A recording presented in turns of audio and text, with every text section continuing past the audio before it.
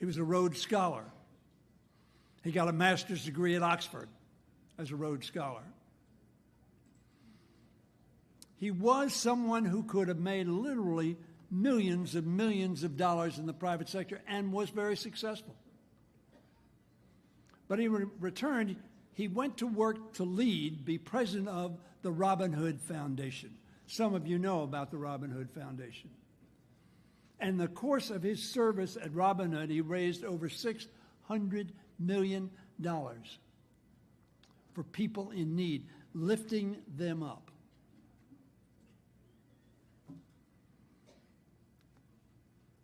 Robin Hood was located in New York, and he commuted back and forth, always staying in Baltimore. He's a Marylander by choice. And he excelled in our state.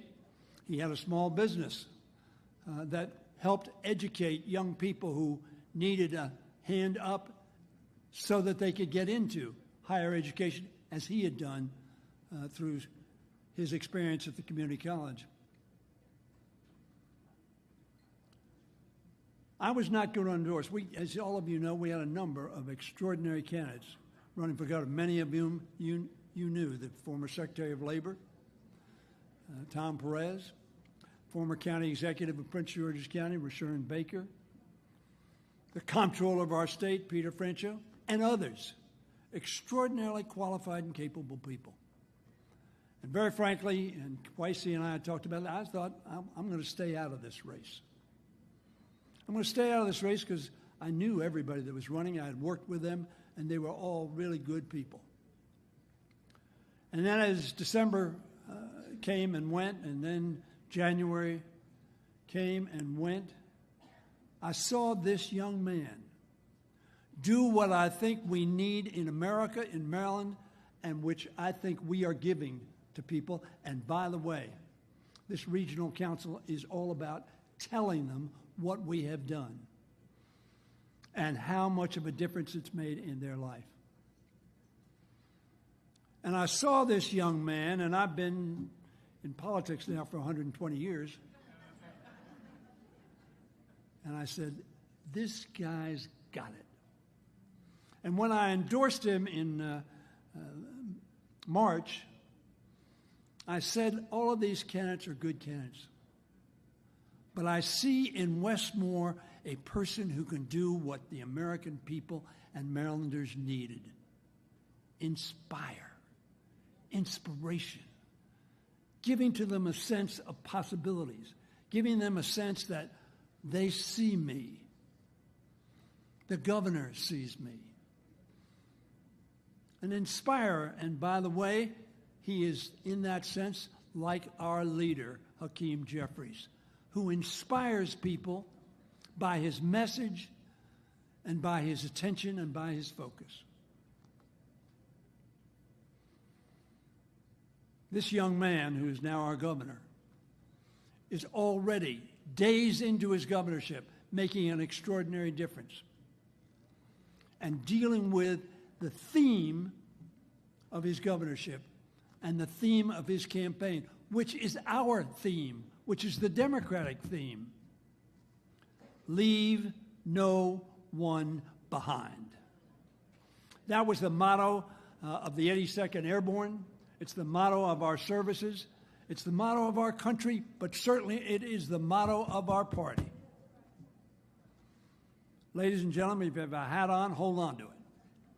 If you have a seat, you may not always stay in it, because I am introducing to you, I think, one of the most exciting leaders in our country. Ladies and gentlemen, the 63rd governor of the state of Maryland, Wes Moore.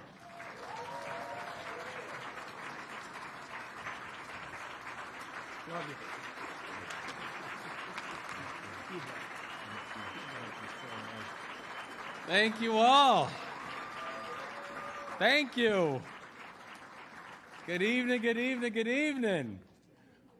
Welcome to Maryland and welcome to Baltimore.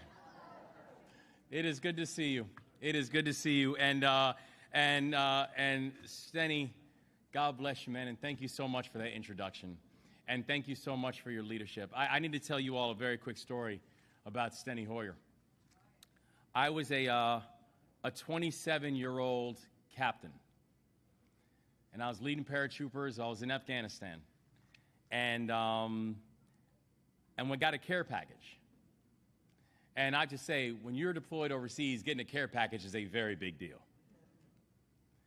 And I got a care package at that point, and we were based in Caucus, which was on the border of Afghanistan and Pakistan. One of the more not yet built out outposts.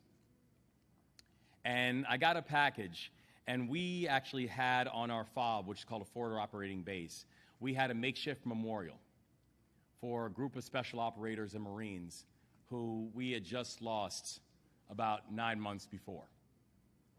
And in that makeshift memorial, we had flags. And we had one flagpole for the Afghan flag, one flagpole for the American flag. And I got a chance to have put an addition to that flagpole. That was because as a 27-year-old Army officer, I got a care package from Steny Hoyer. And that care package was a Maryland flag with a note. I actually have a picture which is cherished, which is a picture of me standing there with another Marine that I served with that Maryland flag flying high over FOB Salerno in Afghanistan. I'm honored because it wasn't just that when Steny Hoyer endorsed us in our campaign, it was proof that he saw us in a very crowded field, which was very humbling. But I knew that Steny Hoyer had seen me and so many people for a lot earlier than that. I am so thankful for Steny Hoyer. I'm thankful for his leadership and for always being there for me and so many others, and I will always be. God bless you, Steny. And I'm humbled tonight to be surrounded by so many remarkable leaders, and let's start off with the leader of the House Democrats, the honorable member of the state of New York, Hakeem Jeffries. Congratulations, sir. Honored to be here with you. Your victory was historic. Your service is inspiring, and I know that you will lead not just the House Democrats in this caucus, but this country to a very, very bright future. So God bless you, and it's great to have you here in Baltimore. And I want to commend your two first mates as well, Catherine Clark and Pete Aguilar, and honor your service to the caucus as well. I'm saying, bless you, and thank you. Great to see you. Great to see you. And I'd also like to take a moment just to thank Nancy Pelosi, Jim Clyburn, and also Steny Hoyer for your leadership as well. It is very clear. And also, welcome back to Baltimore, Matt. It is very clear that each and every one of us continue to see higher because of shoulders that we stand on. It's not just about the leadership that you've already shown. It's a leadership that you continue to show towards the House. So bless you all, and thank you so much. Thank you. And last but certainly not least, I am blessed to be a new governor with the baddest delegation that any new governor could ever ask for. And I want to give a shout out to the Maryland delegation. I could not have better partners in this work. I am thankful for all you continue to do, and it is an honor to stand with each and every one of you and for all the work you're doing. God bless you, Maryland. God bless you for all the service that you're doing to our state. So thank you. Thank you. And it really is great to be here because this is a history-making caucus. About 75% of the newest members are women, people of color, LGBTQ, and we have some historic firsts here in this room right now. The first black lawmaker to lead a party in Congress, the first openly gay immigrant elected to Congress. Yes. And so many other history makers. Now more than ever, the United States Congress actually reflects the beautiful diversity of our country. Now more than ever, this government looks like the people that it serves. And that's an achievement, frankly, that should be making all of us proud, because a government that looks like the people helps to deliver for the people that it represents. You know, I was very clear during our campaign that we were going to build an administration that looks like the state of Maryland, and we have accomplished that. Not only have we built the most diverse administration in our state's history, to include, by the way, that right now in the state of Maryland, we have the first immigrant ever elected to statewide office in the history of the state of Maryland, our Lieutenant Governor, Aruna Miller, and the first woman of color to ever hold that position in our state's history. But also in the state of Maryland, we have shown that focusing on equity does not mean that you are compromising excellence. And in fact, we've shown that you cannot have excellence unless you have an eye towards equity. And we cannot take this moment for granted. We can and we will move with intentionality. We will lead boldly. We will be unafraid because we are right on the issues. And we are engaging every single section of this state. Because I know, just like many of you, my path to service took a while. And I know for many of you, I'm not sure if I fully expected to be here for a while. Because it is true that my victory was far from guaranteed. And when I say far from guaranteed, I'm not just talking about my political journey, because it is true. We were polling at the lofty number of 1% when we got into this race. In fact, I learned very quickly how humbling politics is, because in the first poll that we ran, I'm not voting was polling higher than where I was polling. That's true. But it's not just that my political victory was improbable. So was my personal journey. Because my grandfather was forced to flee this country when he was just a toddler after the Ku Klux Klan targeted our family. That my father died when I was 3 years old after he was ignored by a healthcare system that has left too many African Americans behind. That my mother did not get her first job that gave her benefits until I was 14 years old. Did not get her first job that allowed her to work one job instead of multiple jobs. Did not get her job that gave her reliable hours until I was 14 years old. And by the way, this is a woman with a master's degree. So when we're having conversations about an equitable pay between men and women, or an equitable pay between people of color and non, this is not an academic exercise to me. I don't need a white paper to explain it. I've seen this. And I also felt handcuffs to my wrists when I was 11 years old. By all accounts, I was not destined for public service, and I was definitely not destined to become the 63rd governor of the state of Maryland. And I know there's many here who feel the same way about their journey. But the only reason that I can stand before you today is because there were people in my life who stepped up even when they weren't called to do so. It was the teachers who gave me the tools to think for myself.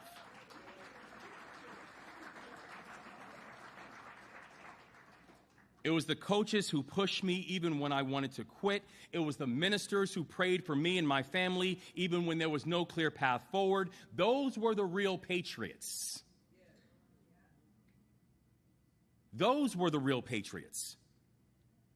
And I don't use that word patriot lightly. It is something I take very seriously because I've seen patriotism. I led a team of patriots in combat when I served in Afghanistan. I led a team of patriots when I ran Robin Hood, one of the largest poverty-fighting organizations in this country. I led a team of patriots when I started a business right here in Baltimore that focused on helping underserved students and first-generation students go to and through college. And as governor, I lead a team of patriots every single day. People who are committed to making a better Maryland where no one is left behind. Those are the patriots. So you see, to me, real patriotism isn't about chanting or waving a flag around. It isn't about dishonoring election results in the name of democracy because you dislike the results. Real patriotism means bringing people together. It means lifting people up. It means improving each other's lives. It means knowing your country is great and that if we do the work, it can be even greater, but only if more people can participate in it. You don't have to serve in combat to be a patriot. You don't have to belong to a certain political party. I'm talking about everyday patriots. People who are determined to build a more perfect union, brick by brick, community by community, the public servants who just want to see our communities thrive. I'm here because of them. Because there are people who are willing to serve, people who are willing to believe in second chances and actually provide the pathways for those second chances to actually mean something. And today, we have an opportunity to invest in a new generation of patriots. And that's why, in my administration, we laid out a vision that Maryland, and in Maryland, we will put service front and center of everything that we do.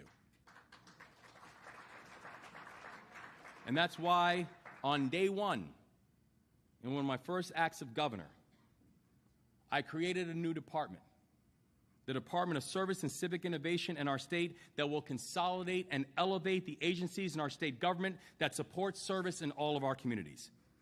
And it will also be the home base of our service year option, where Maryland will be the first state in this country that will offer a service year option to all of its high school graduates.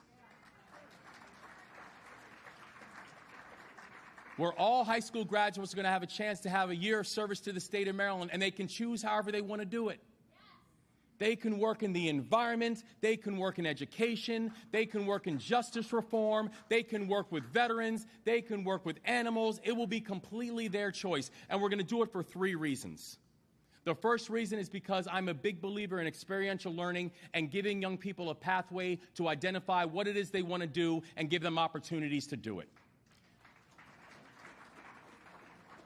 The second reason is because this provides a platform and a financial footing, an earned financial footing for young people as they're thinking about what it is going to be the next step of their life. And the third reason is because service is sticky. Those who serve together generally stay together. And in this time of political divisiveness and vitriol, it is service that will save us, and Maryland is going to lead. And now there are great programs. There are great programs like AmeriCorps that are doing similar work. We need to follow their lead because service will save us.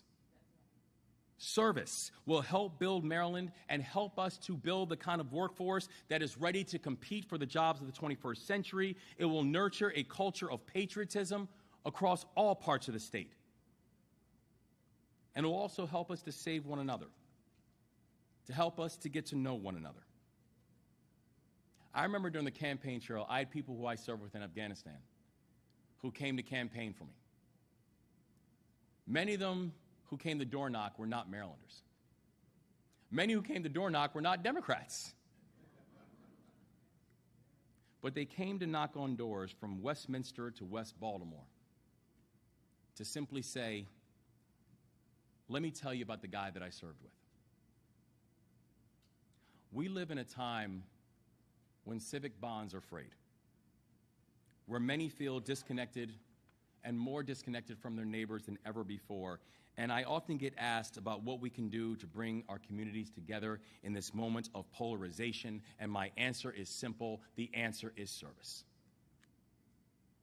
Helping us to get to know each other and fight, to work together, to build together.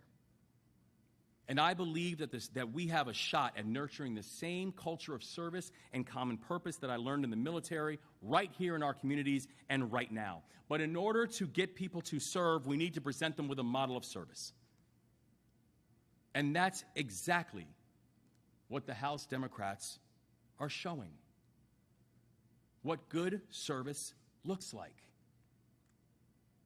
That you all are leading the charge and helping to show that service isn't about culture war victories or owning the other party. That service isn't about grandstanding or dog whistling. That service is more focused on scoring points than it is on making them. that service is about delivering. Now, unfortunately, I can't say that many people on the other side of the aisle have the same mentality. And while I want to be clear, I think bipartisanship is a good thing. I think where we can work together, we should work together. But sometimes it really feels like the other party are more interested in banning books than they are in passing laws.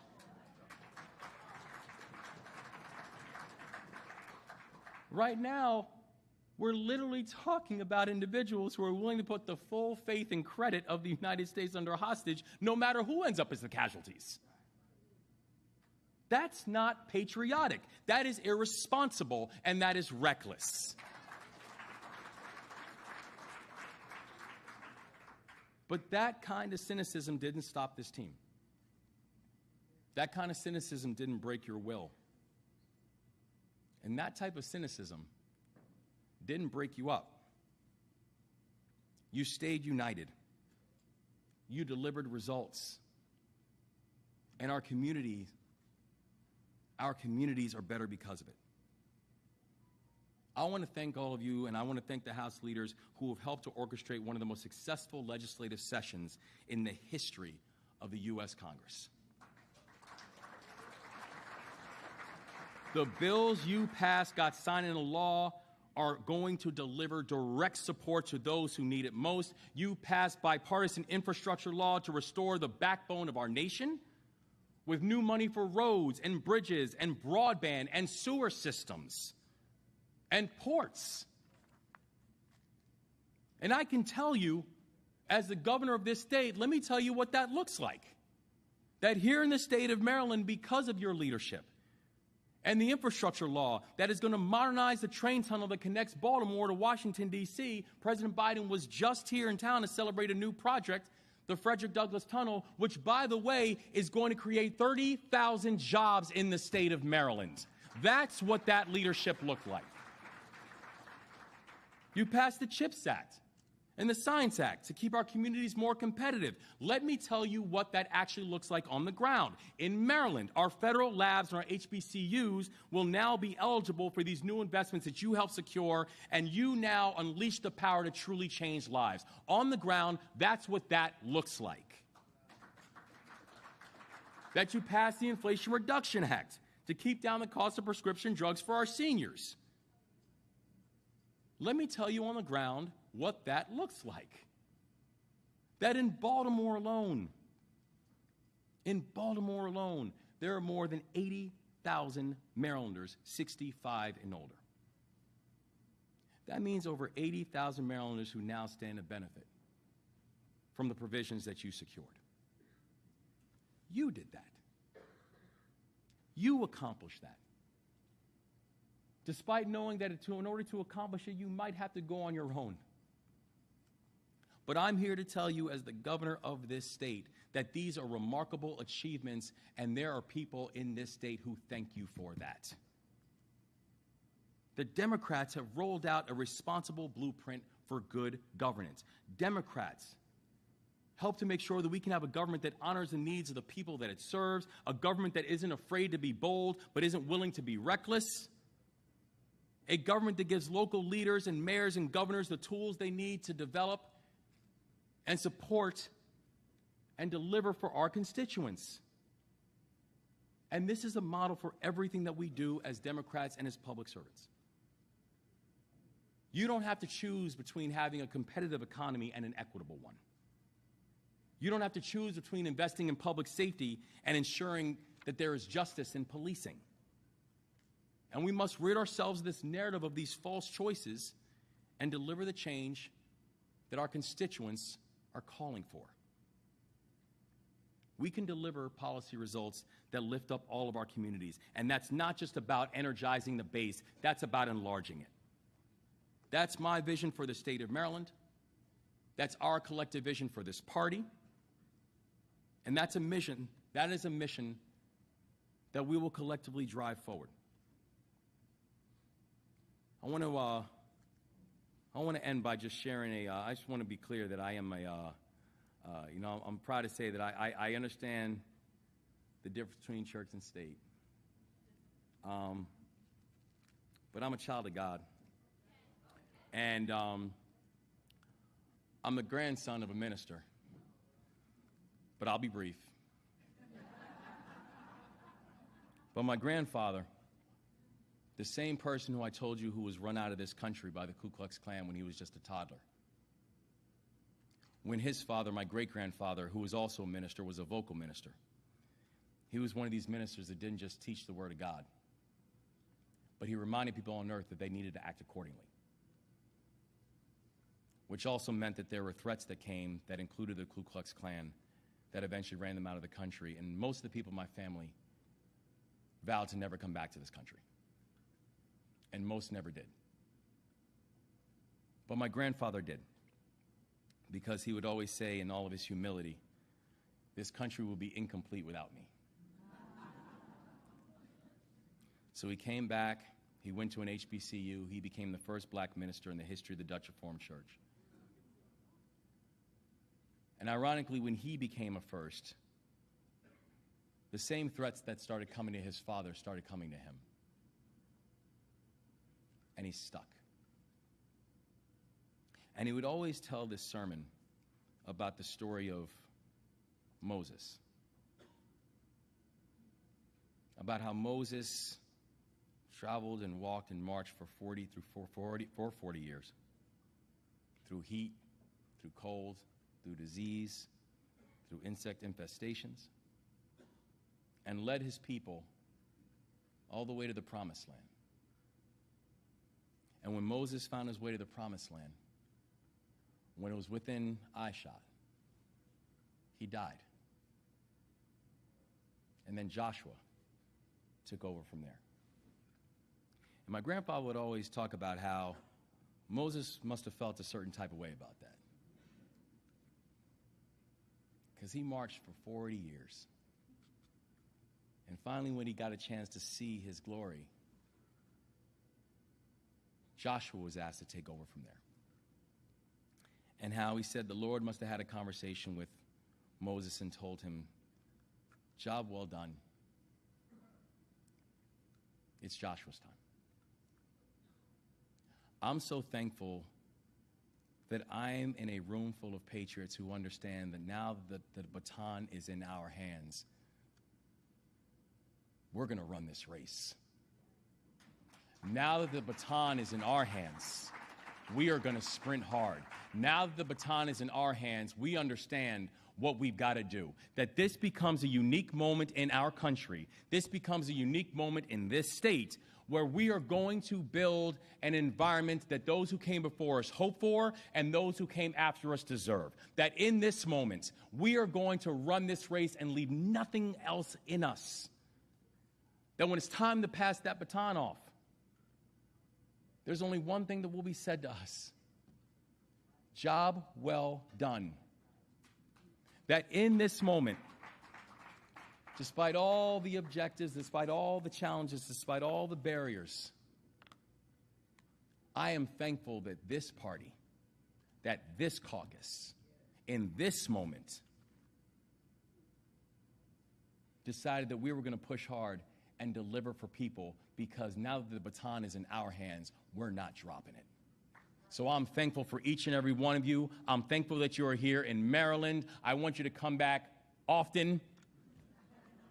And I'm so thankful to have you as partners in this work. Let's get this done, everybody. God bless you, and thank you so much. Thank you.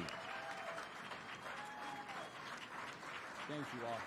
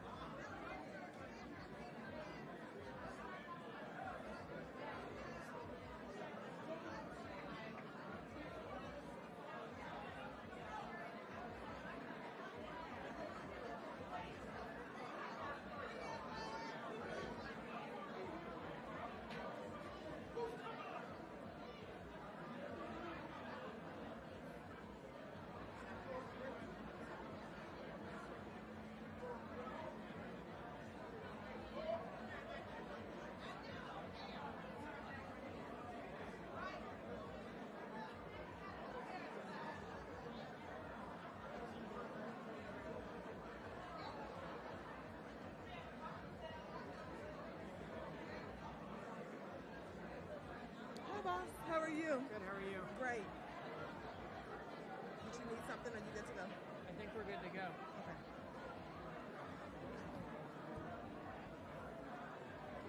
Can we get teleprompter? Can we get words up on the prompter? You might need to turn the lights down a little bit. Yeah. Yeah.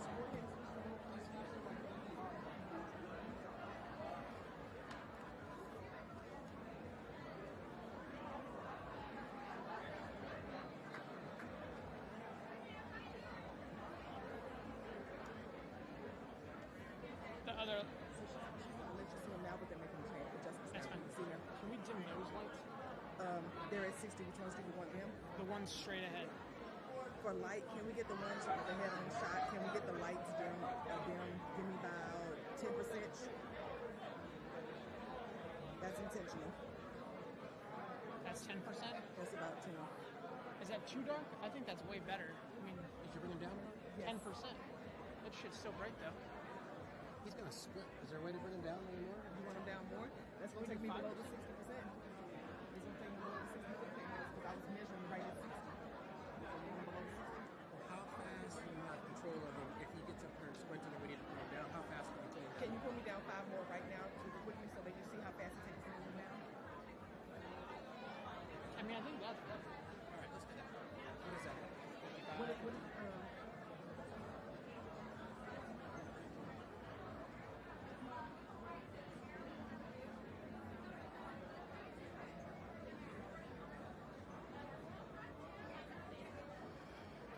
Thank you so much.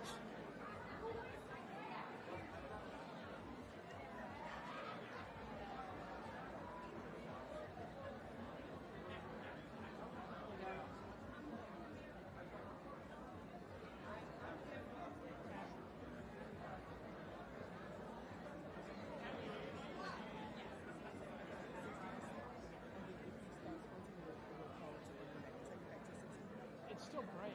Can we bring it down Stage 5%? watch. Let's do it. Bring me down about 5.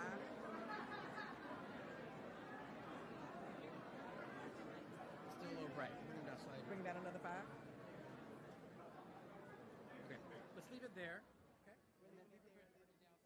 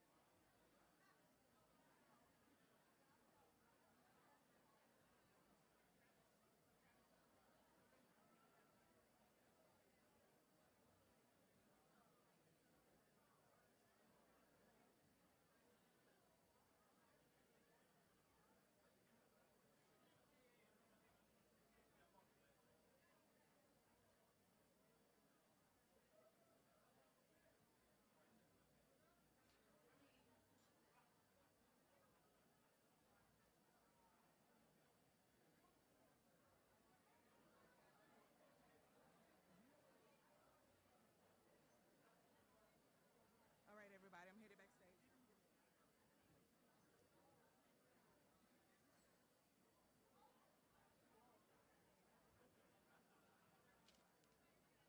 Thank you, colleagues. Thank you, colleagues.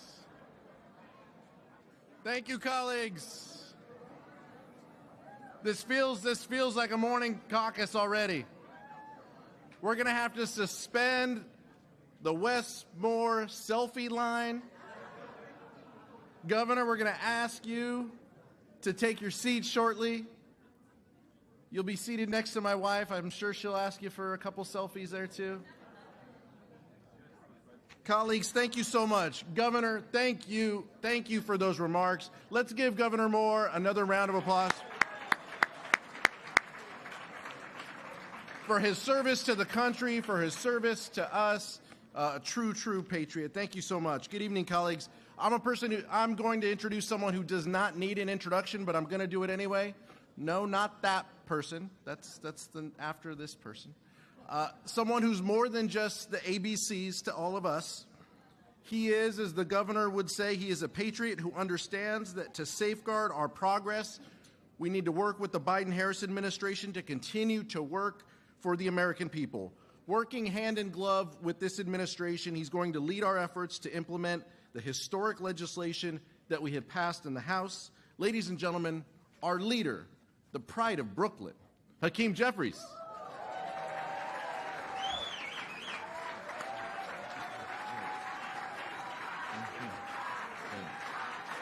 Good evening, good evening. Good evening, House Democrats. What an honor to be together with all of you here in Baltimore. I'm so thankful for the leadership of Chairman Pete Aguilar, who has brought us together in such a phenomenal way, and for your kind words to Vice Chair Ted Lieu. That partnership, they're doing a tremendous job in getting this conference off to an incredible start. Thank you, Governor Moore, for your amazing words and for your incredible, patriotic, centered, authentic leadership. It certainly is always wonderful to be with and inspired by and stand on the shoulders of the greatest speaker of all time, Nancy D'Alessandro Pelosi, in her home city of Baltimore. We're so thankful to you and to Steny and to Jim, these incredible legislative giants. It's my honor to present someone who, of course, really needs no introduction. He is a leader for such a time as this, who's been able to, in 2 short years, turn things around in the United States of America in an incredible way.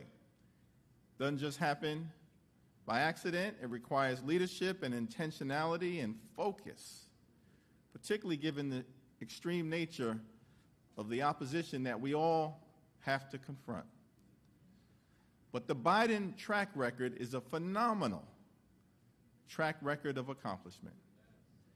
The Biden economy has produced more than 12 million good-paying jobs here in the United States of America. The Biden economy has produced an unemployment rate that is at a 50-year low here in the United States of America. The Biden economy has increased wages for everyday Americans. The Biden economy has experienced record small business creation. And the Biden economy has reduced the deficit by a record $1.7 trillion. We don't just talk about fiscal responsibility. We are about, under the leadership of President Biden, fiscal responsibility. It's a track record that doesn't just happen by accident, requires leadership and intentionality and certainly partnership. Partnership with House Democrats, partnership with our Senate colleagues, which led to one of the most successful Congresses in American history. Together, we continuously put people over politics, not a soundbite. That was a way of life for us as we govern together under the leadership of President Biden and Speaker Pelosi in partnership with House Democrats and Senate Democrats. Together, we enacted the American Rescue Plan, which saved the economy from a deep recession. Together, we put shots in arms, money in pockets, and kids back in school. Together, we enacted the historic child tax credit that in 2021 cut child poverty in America in half and will lay a foundation for us to bring it back to life. Together, we enacted historic infrastructure to invest in our crumbling bridges, roads, and tunnels, our airports, our water and sewer systems. Together, we will create millions of good-paying jobs in fixing that infrastructure. Together, we will ensure that every single community in America has access to high-speed internet. Together, we enacted gun safety legislation that will save lives for the first time in 30 years. Together, under the leadership of President Biden, $500 million in grant assistance will be available to address mental illness in America. Together, millions of good-paying jobs will come back to the United States of America, beginning with the historic CHIPS and Science Act. Together, we are investing in the education of our young people, science, technology, engineering, and mathematics, to make sure that those young people have the skills to succeed in the 21st century economy. Together, under the leadership of President Biden, we were able to enact the Inflation Reduction Act.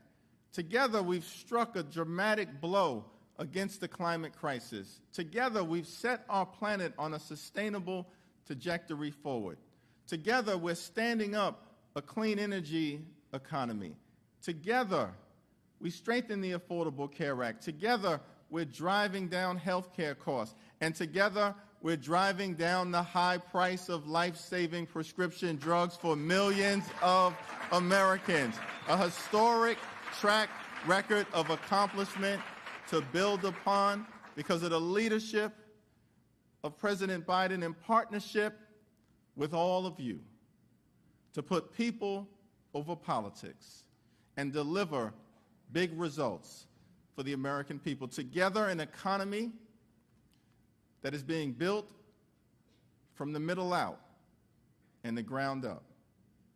And together, with the leadership of President Biden, we're going to finish the job for the people. Ladies and gentlemen, I present to you the 46th President of the United States of America, Joseph Robinette Biden.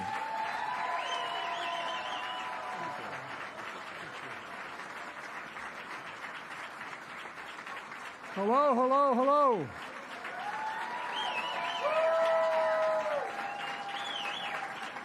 Good to see you all.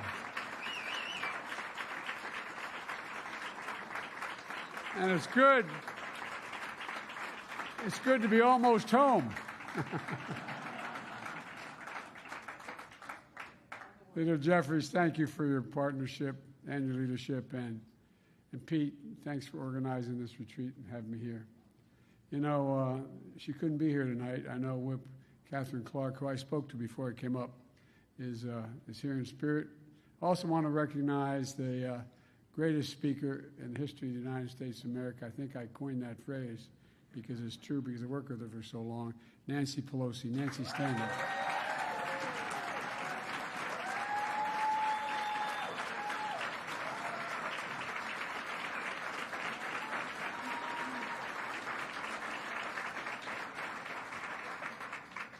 All the years I was a senator, which were 270, all those years I was a senator, every time I needed something done on the East Coast, I called Nancy. She's out in San Francisco.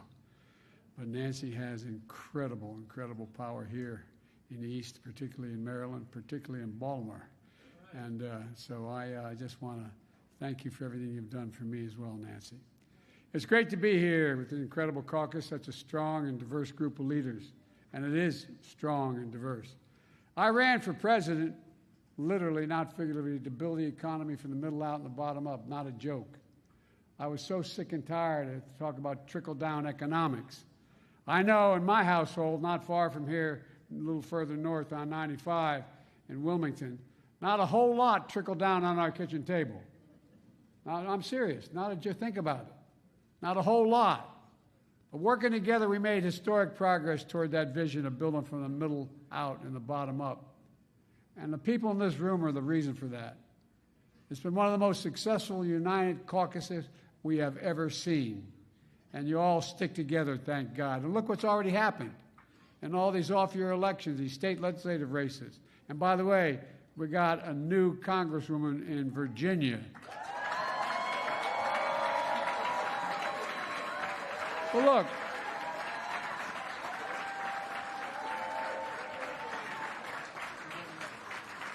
I can't see, but I know you're out there. Look, we stuck together. We really did. And it's because of folks in this room like Jim and Steny, who just have always been there for all of us, no matter where. No, I really mean it. Been there for all of us. By sticking together, we got a lot done. By sticking together, we're back in the House, and we're going to finish the job. Look, let's take a look at what we've done. And some has already been mentioned. You know, we came in, the economy was in ruins. We had so many lost jobs, and it went beyond the pandemic. It started before that. But we can see it in your districts. Those 12 million new jobs, they're real jobs, man. It means we created more jobs in 2 years than any presidential term in American history. Not just you created it, but you created it. You did it. The unemployment rate of 3.4%, as I said, is a 50-year low. 800,000 manufacturing jobs. Where in the hell is it written that we can't lead the world in manufacturing again? I don't buy it. I don't buy it. There's no reason why we will not lead the world in manufacturing again. The inflation has fallen 7 straight months. Gas prices down $1.65 since the peak, and we're going to keep pushing. Our economy has grown at a solid clip, but it's not an accident. It's because we've all worked together, and we have worked together. We've worked tightly together. We passed the American Rescue Plan, which bailed out a whole hell of a lot of Republican governors. They still don't even want to acknowledge it, but it doesn't matter. I said, and you all said, I didn't run to be president for all Democrats. I ran to be president for all Americans, regardless of whether that. But really and truly, think about it. You saw the effects firsthand. We put cops back on the beat because they couldn't afford, they didn't have the budgets to pay for them. Kept teachers in the classroom. That was in each of your districts. In addition to that, we did so much more. We passed the largest investment in infrastructure since Eisenhower's interstate highway system. And we're getting money out the door quickly. Shovels in the ground, cranes in the air. And, you know, as a matter of fact, right here in Baltimore, we're rebuilding a tunnel I went through. You know, they told me I traveled 1,200,000 miles in Amtrak. Well, I'm probably the only guy that's been through that Baltimore tunnel, literally walked through it because it's in such bad shape about 15 years ago when I was a U.S. Senator pushing. It's a 100-year-old tunnel. It's going to change transportation, not only on the Northeast Corridor, but in the city, instead of 30 miles an hour, it's going through there at 100 miles an hour. And it's a $4 billion investment. And guess what? We're going to let everybody know you did it. These are the signs we're going to put up.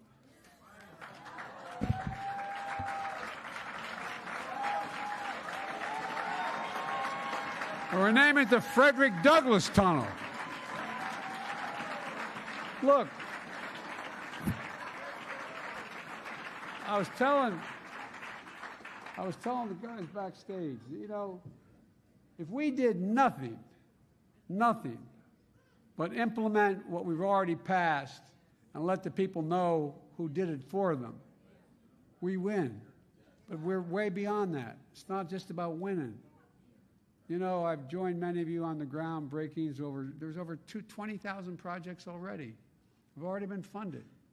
Bridges that are $1 billion, $200 million. I mean, it's big deals. And as I told my Republican friends, we'll even do their districts too. And I'll be there for the ribbon cutting. But all kidding aside, look, we replaced the Inflation Reduction Act. We passed it, taking on powerful special interests, cutting the costs for working families, and tackling the climate crisis. There's more than one way, by the way, to deal with inflation. It's not just food and gas, which is critically important, and housing, but it's so many other things.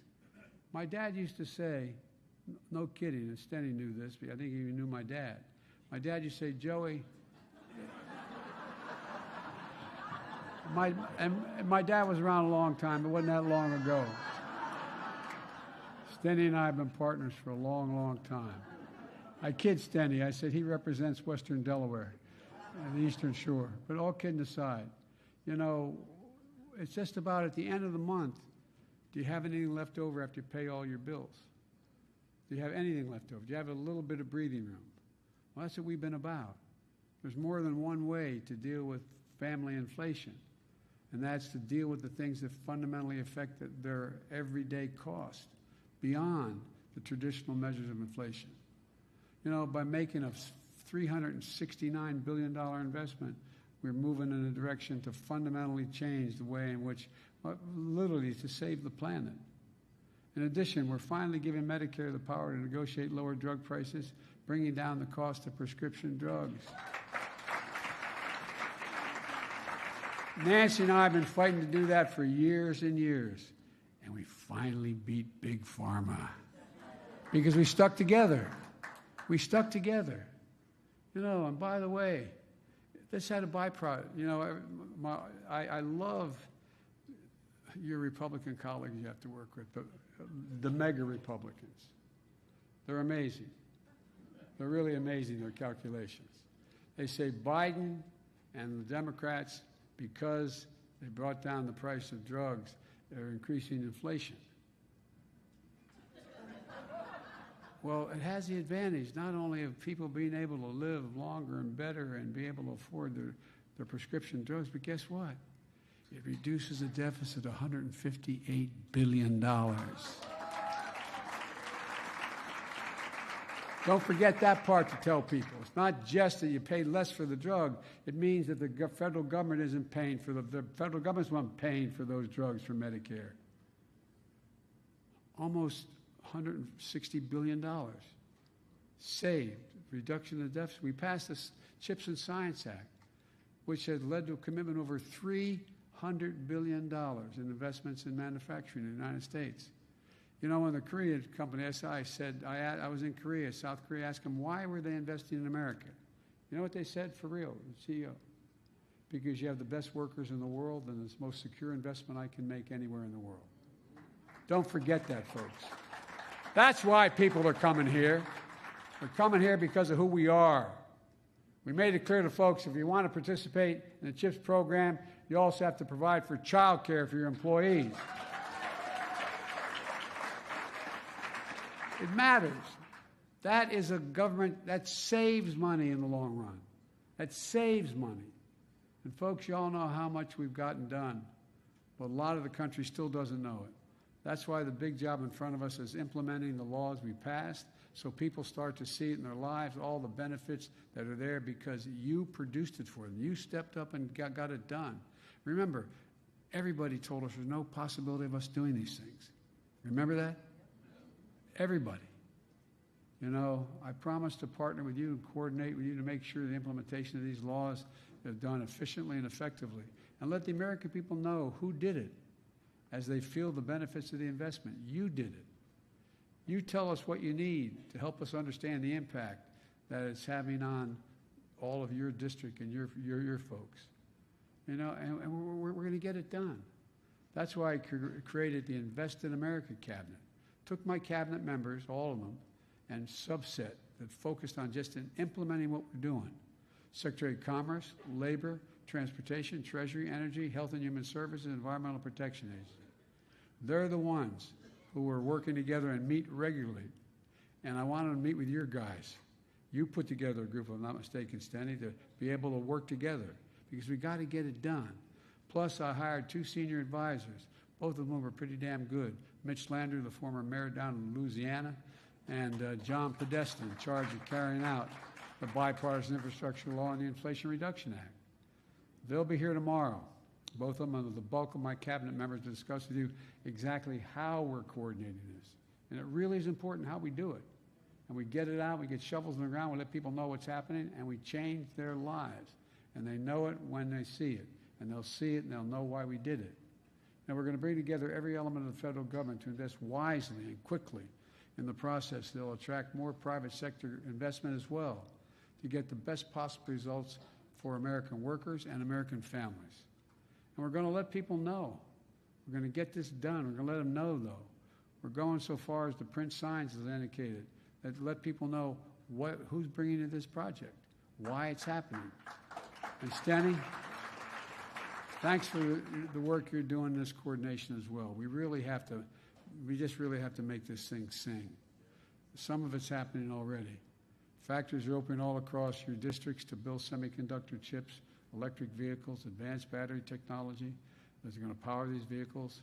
And that means more jobs, thousands and thousands of jobs. By the way, remember, remember we all were talking, and a lot of you as well with me, going around talking about how we used to be the most advanced country in the world investing in science and research and development?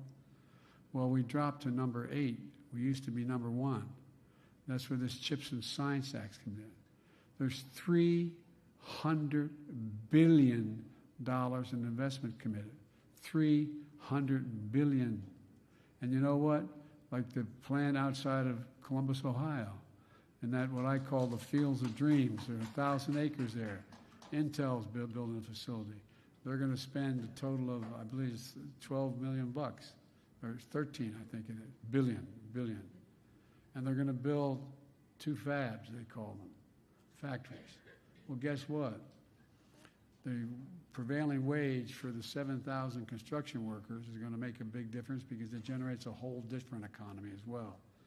That's there, number 1. But number 2, there's jobs in the factories. They're going to pay an average of $130,000 a year. And for the bulk of them, you don't need a college degree. You don't need a college degree. And folks might not know what the trench you're digging around your community is. We're going to let them know ahead of time. It's for broadband, high-speed broadband that's affordable. And all that's going to create hundreds of thousands of good-paying union jobs. And by the way, I want to be clear. I make no excuse. Some of you maybe are uncomfortable with my talking about unions all the time. Well, I not only talk to union people, I talk unions to the Business Roundtable when I talk unions.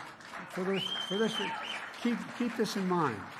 You all know what I've been saying to the unions. For presumption me to tell them what they should do, but I've been telling them they should let people know what it takes to become a union member. Everybody thinks you show up and say, I want to be an electrician. And in 6 months you got a job as an electrician. You're talking about 4 to 5 years apprenticeship before you can get your card. 4 to 5 years.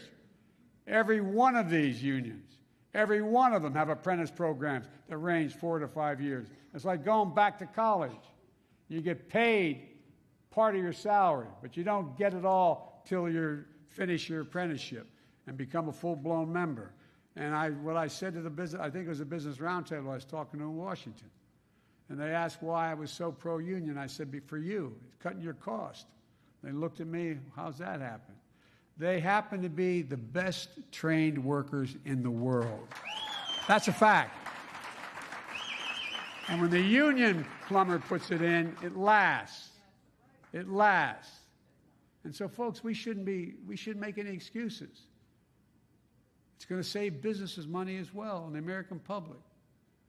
Now, seniors in district are getting shingles vaccines for free now. Because of you, instead of having to pay $100 to go and get that shot.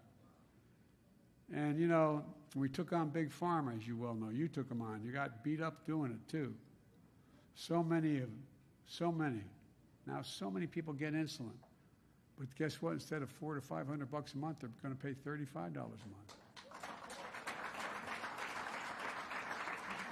Here's the deal. I called on the prescription drug companies to bring down the price of insulin to $35 to everyone, not just seniors. And today, Eli Lilly, the largest manufacturer of insulin in the United States of America, agreed to do just that. $35. But guess what that means? Every other company making insulin is going to have to lower their prices to $35 because they can't compete. Folks, look, you know, folks are going to understand what you've done, and we're going to make sure of it. But as much as we've done, we have a lot of unfinished business as well to finish the job that needs to be done. We can't stop working to restore the child tax credit permanently.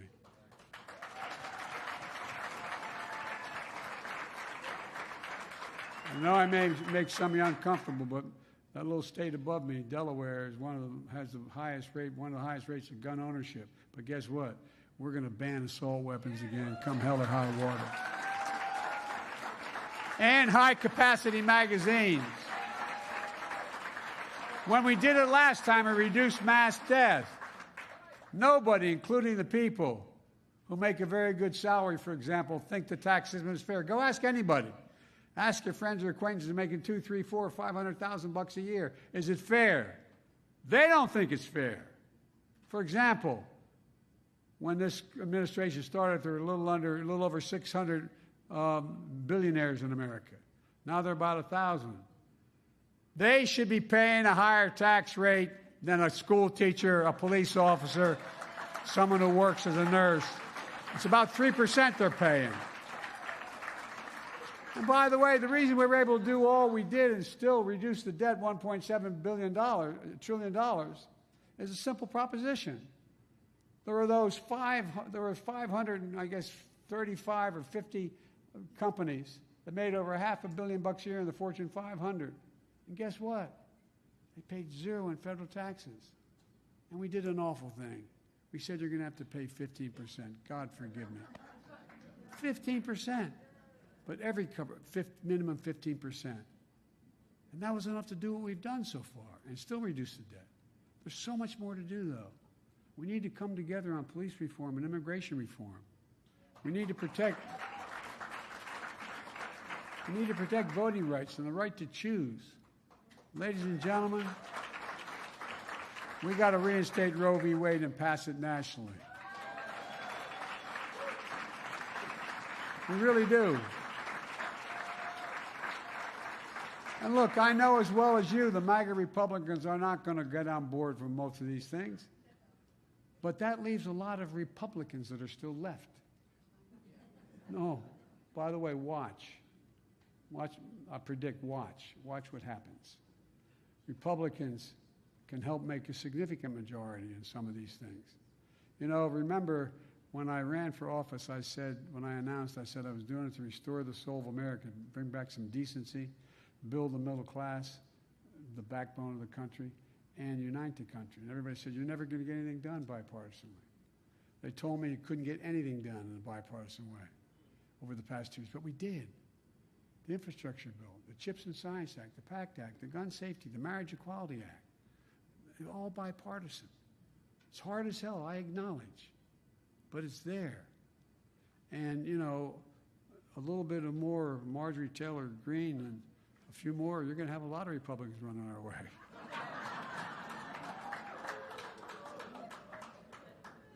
Isn't she amazing? Ooh.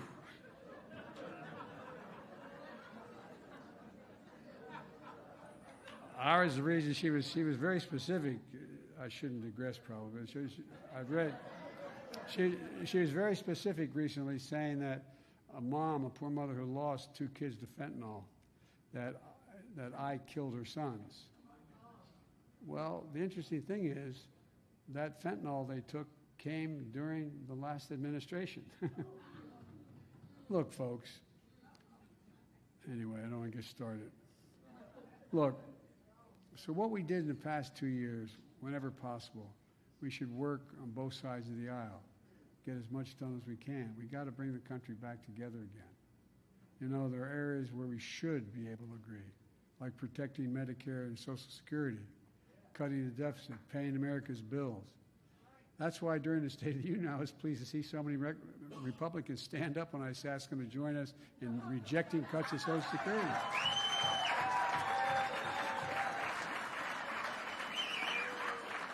I've been to a lot of State of the Unions and never quite saw one like that.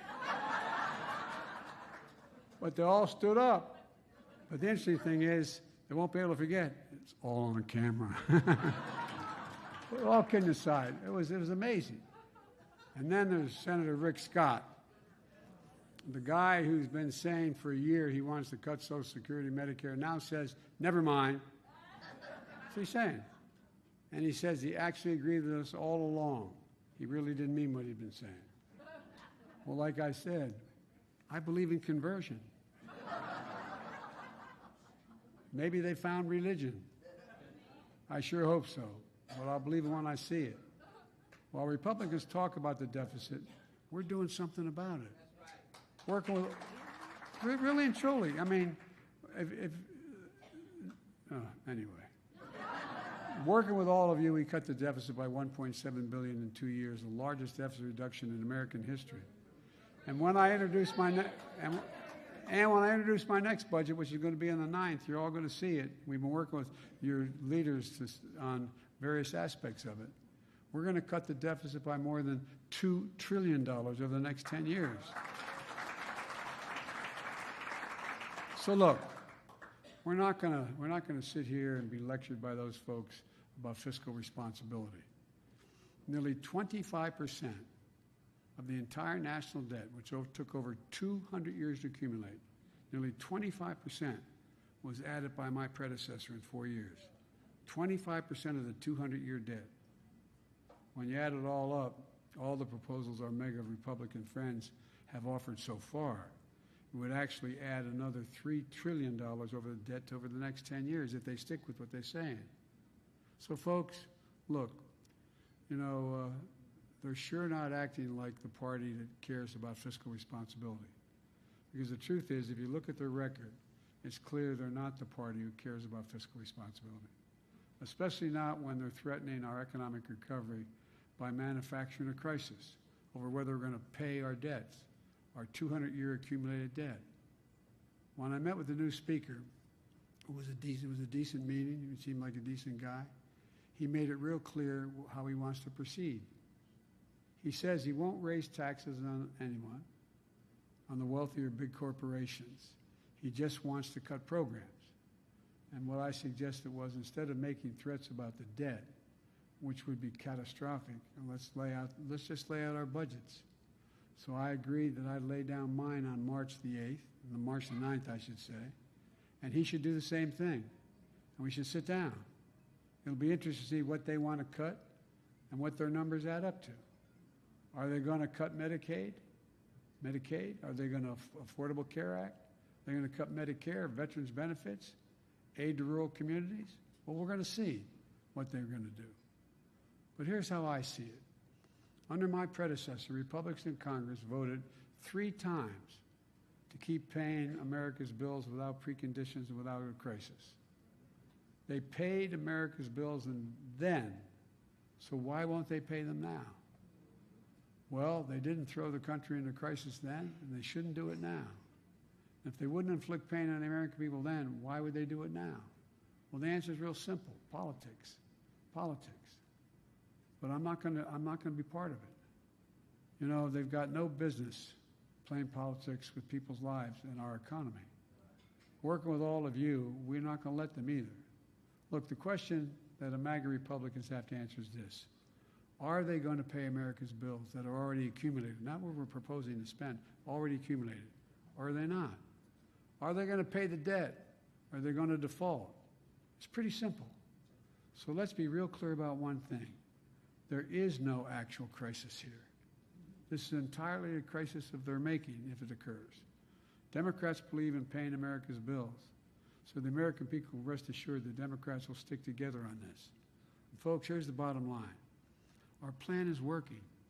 It's growing the economy. It's reducing the deficit. It's fiscally responsible. But we've got more to do. We've made a lot of progress, but families across the country are starting to breathe just a little bit easier. My dad would say, just a little easier. We just got to keep going, folks. And folks,